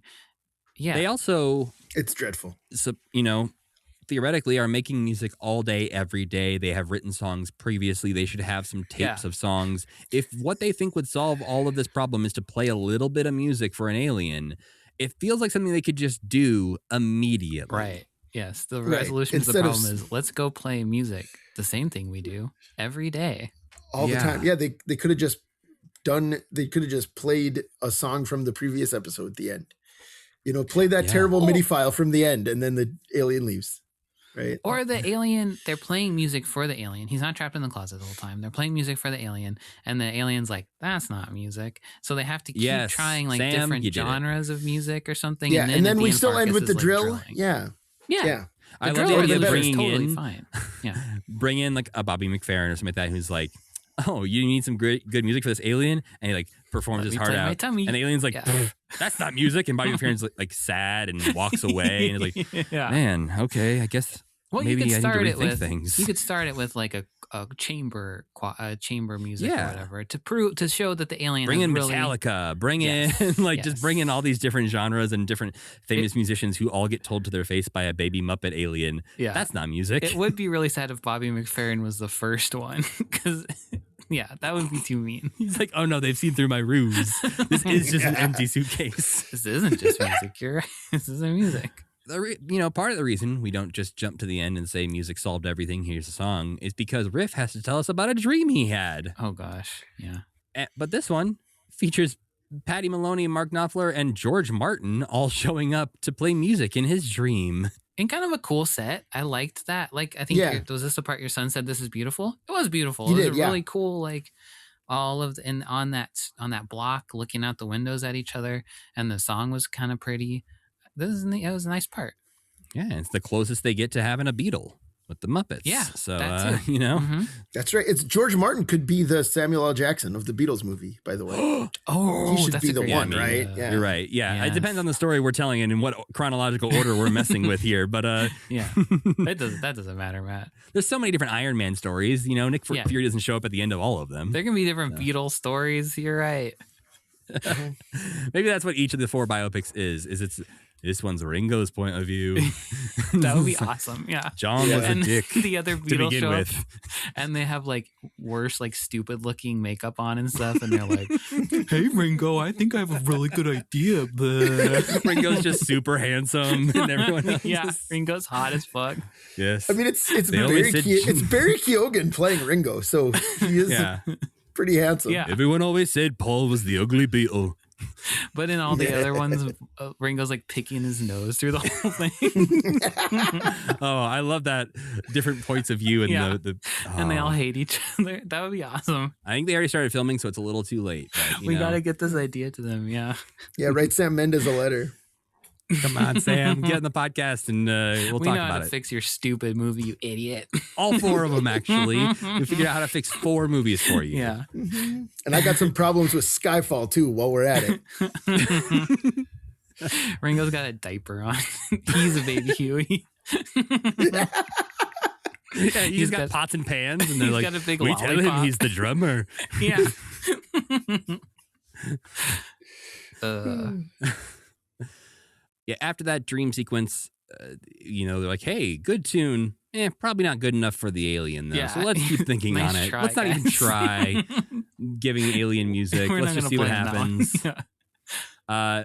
Fugetta shows us off a music painting, which is much worse than Riff's song. Yeah. I don't know why she followed up that being like, well, I've got something for you. She's delusional. That's why. Her brain is rotting and full of worms. Mimi mentions that she is struggling, so she throws out a wish, and that's when the lyrical wizard shows up, played by Fish, the musician, not the PH Fish, No. just F Fish. I was kind of curious the whole time if they had just misspelled Fish and if Fish was going to show up or not. Because I've never Nope, heard is of a this different musician, but Fish, who was in a band called Marillion, who, weirdly enough, the song that Mimi writes in this moment was a Marillion song. oh, It's not a new song. he's for Ghost lying of about it Faffner just Hall. coming off the top of his head. Yes, this is from his former band. He's like, oh, Ah. I just thought of this. Crazy. Yeah, you can have this. This is totally your song now. I liked I this kind of part. like this. Yeah, I think this is fun. Yeah. This was another part where somebody's explaining to you like how to tap into your creativity, or like being like, "Yeah, don't worry about it. It might suck. It might not suck. You're not gonna know until it's out there." I also like the idea of using the famous musicians in a wacky way, like Yes. Sesame Street kind of way. Yeah. Of they show up kind of as themselves, but also kind of as a character, and they get to use like knowledge they have as their real celebrity selves. Yeah. But they're still, a magical wizard. It seemed like a fun show to be a celebrity on. I did get the Mm. sense that they were all having a pretty good time doing Yeah. this. And also like a good like England late 80s music. I don't know, just like those parts of it all fit together. And it's Yeah. just too bad that it was so fucking annoying otherwise. Yeah, I agree. I am trying to piece together from my notes what happens at the end of this episode, because I have the note about Fish, Mhm. and then I have Fugetta once again stops time. This is when Just- she says it's so useful to be able to stop time. Just for no And reason. then- Just so she can get into the closet is why, yeah. Oh, okay. Yeah, My next she's note just is like Zach Farkas Morris. plays the drill and the alien flies away. She is just like Zach Morris. You're right. Everyone's always comparing Fugetta the Faffner and Zach Morris. When Saved by the Bell came out, they're like, oh, again? Another Oh, Ghost go- Faffner? Another ghost. A total Faffner. rip off of the Ghost of Um, Faffner Hall. Yeah. Yeah, no, the drill makes Faffner Farkas plays the drill, and then Mr. the Faffner, aliens please, Anthony, Mr. Faffner. Farkas is also my He'll blow dad's you up. name, maybe. Mr. Faffner, please. He plays the drill, and then the alien's like, "Hey, there's some music. Well, now I can leave." That's And he it. just That's how it fucks ends. off back to space. Yeah. The alien never even says, like, I needed this to fuel my ship or anything. He just is like, you guys are, maybe he's just like hates them, that he's annoyed by them as well. He's Yeah, like, you I guys just are gotta so go. annoying. I'm actually just going to go to a different house who That may would be be- able to help me. That would be funny but- if somehow we found, if they were just like, it worked, we did it, you're welcome, alien. And then it's him in his ship, like, Earth's fucking annoying. He lands at the next house over. He's like, hey, what's up? Are all humans as bad as the humans next door? No? Great. Can you help me out? I just need some gas. That's all I'm looking for. I did find, mentioning, the father's name or whatever. The moment I find I am too deep into research on an episode is when I start creating a Faffner family tree Oh man. in Google Sheets, Yeah. which was just too much. Hey, this show's fucking annoying. Really fun to talk about though.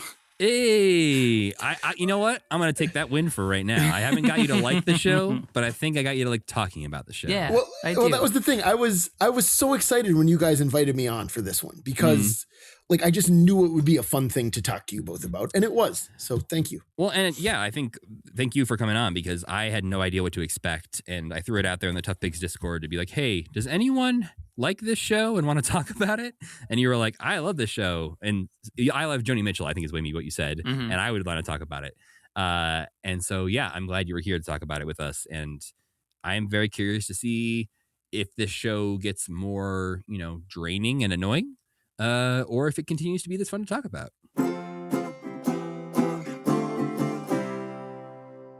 Well, before we get out of here, I got to ask both of you what non-Muppet things you might have enjoyed this week. Anthony, how about you? So my wife and I have been watching season 6 of All Creatures Great and Small on PBS, which is a British drama about a veterinarian in Yorkshire. It was the All right. 1930s when it started. It's from now. I mean, it's based on a series of books, but it was set in the late 30s, and now it's up to 1945. And it is the most charming and soothing television program ever made. There's 3 vets. They all live in a house together. One of them's widowed. One of them's married, and his wife and kids live in the house. They all live in a big house together, like the Faffner Hall gang. And exactly like the Faffner Hall gang. Or like And it kind of sounds like Full House. it's like Full House if the dads were all veterinarians. And It's they like go Full to House meets Faffner Hall, I think was the pitch exactly, originally. exactly, yeah. And they go out to the farms, and they deal with some sort of the cattle all have brucellosis or something, and they usually saw this turtle is something happened to the turtle. My turtle's so sick. My turtle's being poisoned. And it's just the sweetest and most fun thing. I love everything about it. So that's what I've been watching. All Creatures Great and Small on PBS here in the States. Well, Sam, what'd you watch this week? I went to see Send Help, the new Sam Raimi movie. Oh fuck. With Rachel McAdams? Yeah, thanks. Starring Rachel That's why I said, oh fuck. Yeah. Because of I can course I can't remember. Matt, and who's the guy in it? Dylan O'Brien. Thank you, my friend. I almost said Thank Bruce you. Campbell, but that Bruce would not Campbell be who you're shows talking up about as probably. a painting in the background of part of it. Just a painting? Does he come to life? It does seem like there was a cut. There must be a cut back, Right. flashback or something like There's that. probably a scene where Bruce Campbell was not a painting. Yes, or like a moment when they're on the island that she hallucinates him or something like that. Yeah. But it is so perfectly what it's supposed to be. Rachel walked out and she was like, "This is a 3.5 star movie that I'm going to give a heart on Letterboxd because it was perfect." It's just like so stupid, but also you kind of like get lulled. It's so fun because you kind of get lulled into like forgetting that Sam Raimi made the movie, and then one of the most disgusting things you've ever seen happen in your entire life happens, and you're like, oh yeah, okay. There's so Sam Raimi. It's like half like a Netflix rom-com kind of thing, and then every now and then you're like, oh fuck, that was disgusting, and I'll never stop thinking about that. All right. But I really enjoyed it. It was a 3.5. It was not a perfect movie, but it's the kind of movie that I feel like there used to be so many movies like this that would come out. And for sure. Good time though. I would recommend it. But it's disgusting. So not for the faint of heart in some ways. Not horribly disgusting, but pretty gross. And Matt, what about you, my friend? I watched the 2-part Mel Brooks documentary called The 99-Year-Old Man. Oh, yeah. That's a Judd Apatow produced documentary. Mm-hmm. It's one of those where one of those things you watch and you realize, oh, I already know a lot about this person. Sure. One, because he's not like a shy man. He does plenty of TV appearances and interviews over the years. But also, I've read his book. So, like, watching a documentary about him, nothing was like most of it wasn't news. It's like to watching me. Idea Man. Yeah, a little bit for We know all where it this, was like, I know most of these stories. It is nice to hear him sort of reflecting back on things now that he's 99. And I think Mhm. what's interesting is also something they do is, you have celebrities or just humans in your life who they have some stories they tell over and over. If you ask them, oh yeah, what was that like when you went to high school? They'll tell you that one story again, beat for beat, probably exactly the same, tonation, everything. Yeah. And then because Mel Brooks is that kind of person, when he's talking about how he met his wife or whatever, they will use clips from like 10 different interviews throughout the years of him that's cool. telling this story and like adding little embellishments or like saying the same thing twice in two places. And it's just a really interesting way to tackle that fact of like, yes, we've all seen this man 1,000 times before on TV. Awesome. I can't wait to watch that. I'm excited. It's really sweet. It's got so many good moments of him and Carl Reiner in it.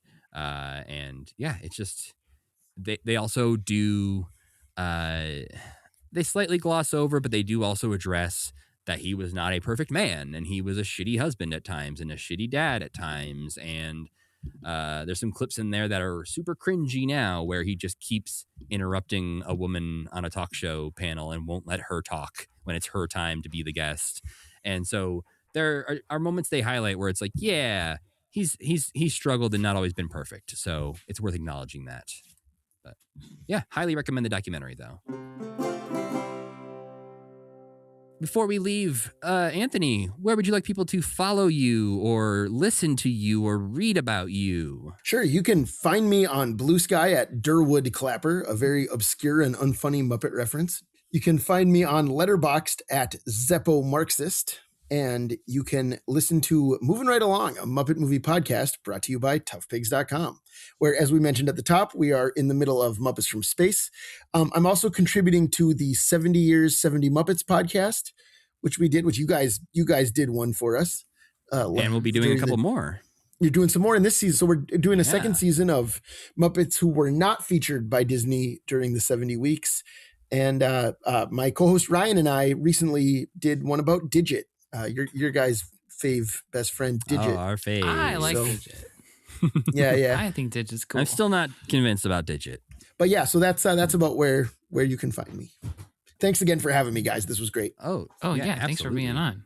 Well, we also need to let you know what we're watching next time. And we talked about it a little bit earlier, but we're going back to the nursery, guys. We are going back to September 1989, once again, with the first 3 episodes of season 6 of Muppet Babies, titled This Old Nursery, and Now a Word from Our Muppets, and 6 to 8 Weeks. Well, we need to thank our friend Tuna for making the music for this podcast and Cassie Wilson for singing our theme song. Don't forget to go to commitment.com for all commitment needs. And while you're listening to the podcast, don't forget to rate and review it on your platform of choice. If you'd like to get in touch, you can email us at mail@commitment.com or follow us on social media at commitmentpod or at commitment.com on Blue Sky. And as always, you can follow me at Matthew Gatos. And I'm Sam Schultz. And as always, keep believing. Keep pretending.